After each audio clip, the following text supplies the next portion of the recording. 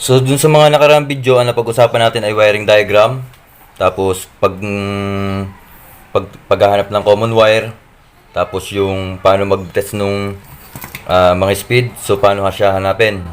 So, nagawa na natin yon. So, ngayong araw na to, ang gagawin naman natin, magwa-wiring na tayo. Yan, actual wiring. So, ngayon, i-actual na natin.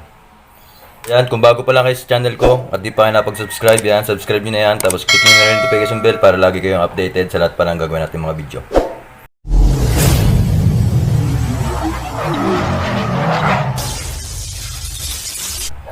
So, ito yung ating motor. Ayan, yung ating stator. Tapos, kailangan din natin ng switch. Ayan, yung 1, 2, 3 or low, medium, high. Tapos, kailangan din natin ng capacitor, 1.5 microfarad. At syempre, kailangan natin ng plug. Ayan. So, yung napag-aralan natin kung paano kunin yung common wire dito. Tapos, kung paano i-test yung mga speed. Kung paano malaman yung low, medium, at high. Ayan. So, nakuha natin dito. Ayan, yung natin. Sa mga wire na to, ang nakuha natin dito, yung common ay itong kulay green. Ayan, kulay green, yung ating common wire na nanggaling sa stator. Tapos yung yung mga speed niya, yung kulay white, yung low. Ayan. So, note natin dito sa ating wiring diagram, yung low ay kulay white. Ayan. Yung kulay white yung ating low. Tapos yung kulay black, itong black, ito naman yung mid or medium. Yan, lista natin. Black. Ayan. Tapos ito namang red, high. Ayan. So, ayan, alam na natin yung wiring diagram, napag-aralan na natin lahat yan. So, ngayon naman, mag-actual wiring naman tayo. So, yan yung ating mga gamit. Ito yung ating motor. So, kailangan natin dyan, pliers, cutter. Tapos, syempre, kailangan natin ng tape. Ayan. So, unahin muna natin yung wire. Ayan. So, bali yung wiring diagram natin, pinalit natin para visible tayo sa paggagawa natin. Ayan, may masusundan tayo. Ayan. So, doon sa ating wiring diagram, yung ating line 1 na galing sa plug, pupunta siya pumunta sa common wire ng stator. So, ito yon kulay green. Ayan, kulay green yung ating common. Ayan. So, ito yung isang linya ng galing sa plug. Ayan. So, baltan ko lang itong galing sa stator. Ayan.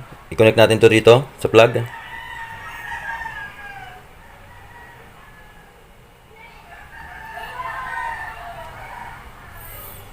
Ayan, nakakonect na. So, mamaya natin tipan. I-connect muna natin lahat. Tapos, itong yung isang linya na galing sa plug. Ayan, di ba? Dalawa yan. So, yung line 2, pupunta naman yan sa common wire na galing sa switch o sa mga control natin.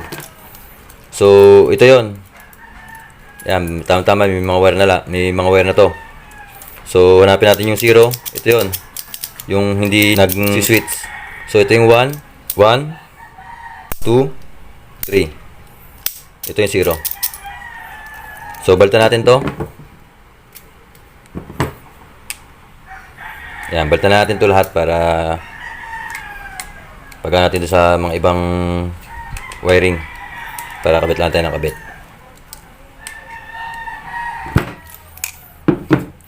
So, yung isang linya na galing sa plug, ayan, yung line 2, lagay natin sa common wire sa control. So, ito yung 0 na common wire. Ayan, connect natin to rito.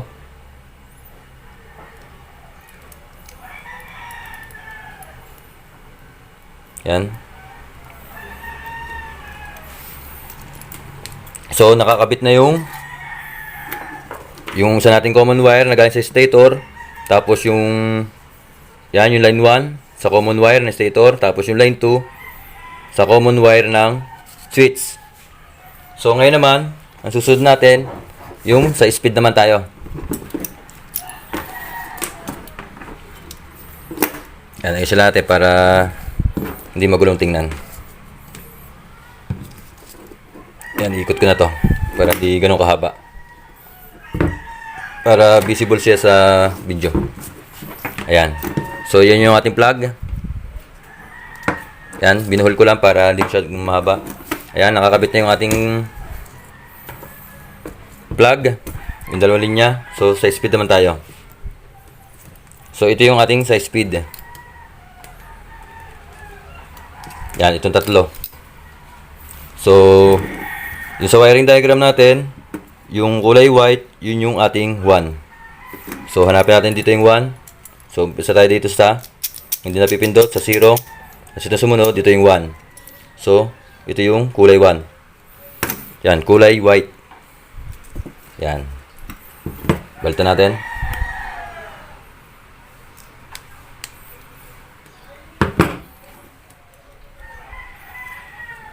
Yan, connect natin to.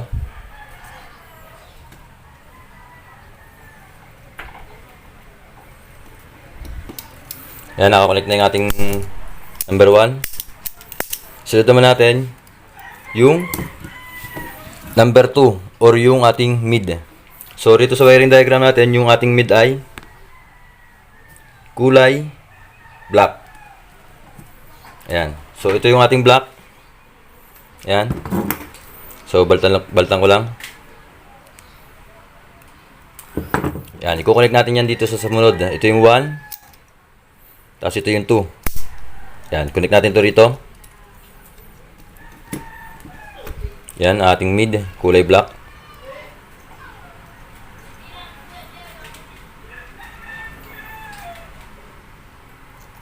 Ayan, nakakonect na. So, ang susunod natin, yung high. Ayan, yung high. Yung high natin, yan, kulay red.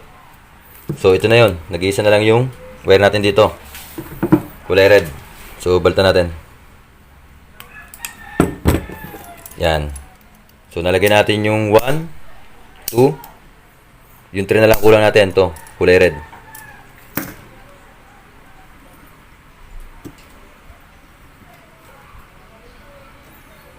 Yan, connect lang natin.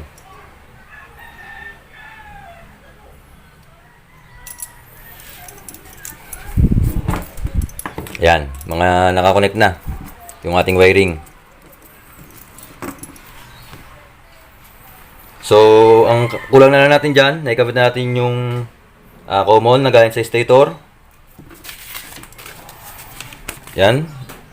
Yung common, yung line 1 galing sa plug, tapos common pumunta sa stator. Tapos yung line 2 pumunta sa switch, common ng switch. Tapos yung ating speed 1 or low, tapos yung speed 2 or mid, at yung speed 3 na high natin. Ayan. So, nakakabit yung yung kulang na lang natin na ikakabit is yung capacitor. So, ito yung niya, yung linya na capacitor. Ayan. So, yung kakabit natin na riyan na capacitor ay 1.5 microfarad, 400 volts, 50-60 Hz. Ayan. So, yung pagkakabit dito sa dalawang wire na to, wala naman siyang polarity yung ating capacitor. So, okay lang po siya magkabaliktad o magkapalit na ganito. Itong kabila dito or dito or iikot nyo pa ganun, wala problema. Kasi wala namang polarity yung capacitor ng electric fan. Magkakaroon lang ng ng baliktaran pagka yung magano kayo, magbabypass kayo. Ayun. Pagka nagkabaliktad kayo sa dalawang to, pagkakabit ng common wire, magre-reverse yung takbo ng motor. So doon lang yun. Pero pagkakabit na dito ng kapasitor, walang problema kahit magkabaliktad. So ayan, mga nakakabit na. Yan, recap lang natin. Ayusin lang natin para kita sa video. Ayan. So nakakabit na lahat. Yung mga wire natin. Ano muna natin? I-tape natin para safe tayo. Ayan.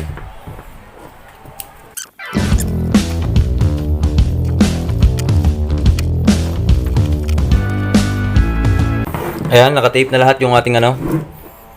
So, ayusin ko lang para makita nyo yung ano sa video. Para visible. So, ayan. So, recap lang natin. Ito yung ating plug. Ayan. Inikot ko lang para hindi ganun kahaba. Ayan. Para ano, visible kanina sa video. So, straight lang muna natin para masundan. Ito yung ating wire.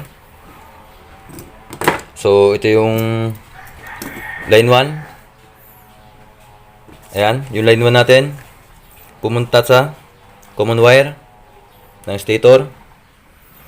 Tapos yung line 2. Ayan, yung isang wire na galing sa plug. Ayan, yung line 2. Pumunta sa switch ng common. Tapos yung low ay kulay white. Ayan, pumunta sa control. Switch 1. Ayan.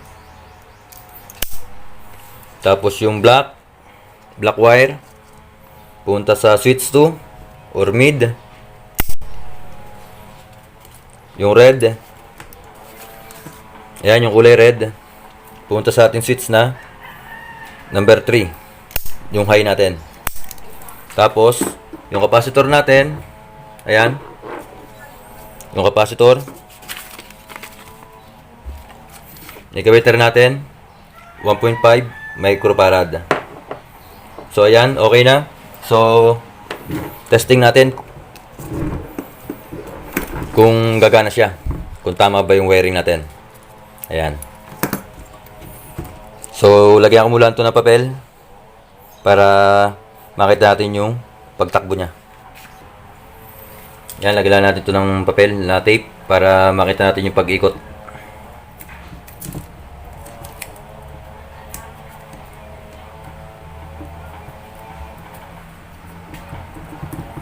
Ayan. So, ayan, testing na natin. So, ito yung ating plug. Ayan, nalagyan natin ito ng ano para makita natin pag-ikot. So, tingnan natin kung naka-0. Yan, 0. Saksak natin.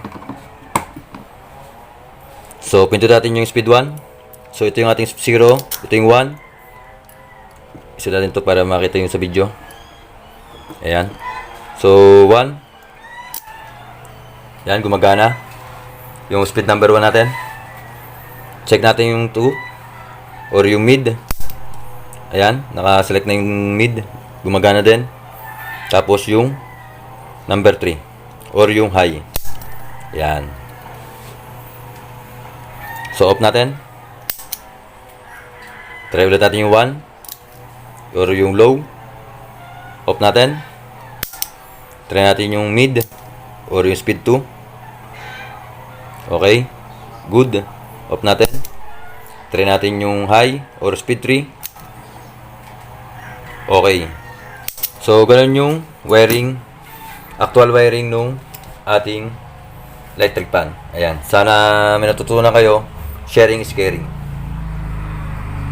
Huwag nyo kalimutan mag-subscribe. Tapos, click nyo na rin yung notification bell para lagi po kayong update sa lahat pa ng mga gagawin nating mga video.